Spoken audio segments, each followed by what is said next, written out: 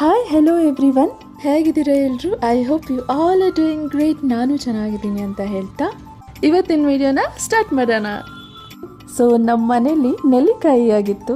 ಇನ್ನೇನೋ ಮುಗಿತಾ ಬಂತು ಅನ್ನೋ ಅಷ್ಟರಲ್ಲಿ ನನಗೆ ಇವತ್ತು ನೆಲ್ಲಿಕಾಯಿ ತಿನ್ನಲೇಬೇಕು ಅನ್ನೋ ಮನಸ್ಸಾಯಿತು. ಯಾವುದೇ ವಸ್ತುವಾಗಲಿ ಅದು ಇರೋವಾಗ ನಮಗೆ ಅದ್ರ ಬಗ್ಗೆ ಗಮನನೂ ಹೋಗಲ್ಲ, ವ್ಯಾಲ್ಯೂನೂ ಕೊಡಲ್ಲ.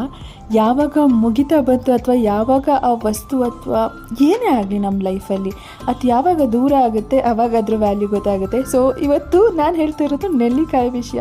ಸೊ ನೆಲ್ಲಿಕಾಯಿ ಮುಗಿತಾ ಬಂತು ಅಂತ ಹೇಳ್ತಾ ಇದ್ದಾಗೆ ನನಗೆ ಅದ್ರ ವ್ಯಾಲ್ಯೂ ಗೊತ್ತಾಯಿತು. ನಾ ತಿಂದಿಲ್ಲ ಅನ್ನೋ ಒಂದು ಗಿಲ್ಟ್ ಕಾಡಕ್ಕೆ ಸ್ಟಾರ್ಟ್ ಆಯಿತು. ಇದಕ್ಕೋಸ್ಕರ ನಾನು ಮತ್ತು ನನ್ನ ಸಿಸ್ಟರ್ ಇಬ್ಬರು ಹೋಗಿ ಹೆಂಗೋ ಕಷ್ಟಪಟ್ಟು ಬ್ಲ್ಯಾಂಕೆಟ್ ಎಲ್ಲ ಹಾಸಿ ಇರೋ ಬರೋ ಸ್ವಲ್ಪ ನೆಲ್ಲಿಕಾಯಿನ ಹೆಂಗೋ ಕಷ್ಟಪಟ್ಟು ಕುಯ್ಕೊಂಡ್ಬಂದ್ವಿ.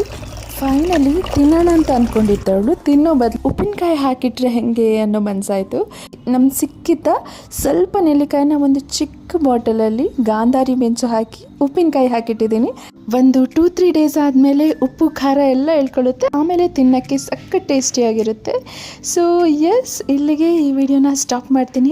ಐ ಹೋಪ್ ನಿಮ್ಗೆಲ್ರಿಗೂ ಈ ವಿಡಿಯೋ ಇಷ್ಟ ಆಯಿತು ಅಂತ.